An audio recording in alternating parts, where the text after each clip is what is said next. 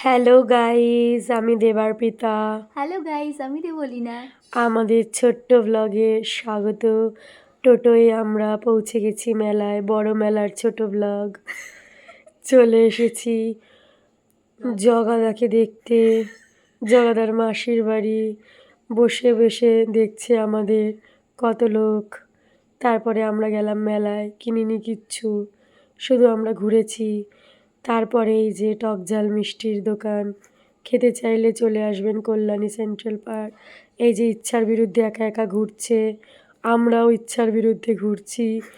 আমরা চার পুরুষের অপেক্ষায় খুবই ক্লান্ত হয়ে নাচ দেখতে চলে গেছি পায়ের সামনে। এই যে এসেছে চার পুরুষ, অপরাধ বোধে কী করবে বুঝতে না পারা ওরা, ক্ষমা করে দিয়ে ফুচকা খেতে চলে গেছি।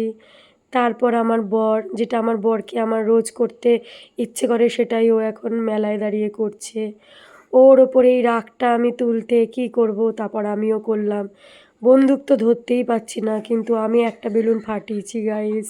ওই লোকটাকেই গুলি করে দিতাম বর ভেবে, কিন্তু করিনি, বেলুনেই গুলি করেছি। যৌথ প্রচেষ্টায় একটা হৃদয় পেয়েছি। তারপরে আমার বরকে বললাম মেলার থেকে কিনে দিতে, ও আমায় কিছু কিনে না দিয়ে আমার হাত টানতে টানতে নিয়ে চলে গেল। আমি গেলাম বইয়ের দোকানে, ওকে কোনোভাবে একটুও পাত্তা না দিয়ে একটা বই কিনে নিলাম। তারপরে দেখছিলাম ছেলেদের ঝগড়া। ও মা গো, আমরা দুজন দূরে দাঁড়িয়ে দেখছিলাম, মারধর খেয়ে গেলে আমাদের লাগতো। তারপরে ফিশ ফ্রাই খেলাম, তারপর জিরা খেলাম।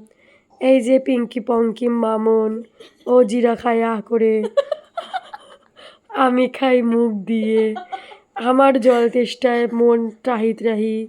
ওরা খায় মিষ্টি, আমরা খাইনি, কারণ আমরাই মিষ্টি। সেই জন্য ওদের একটাকে পোষায় না, তাই লাইন দিয়ে খেয়েই যাচ্ছে। শেষ।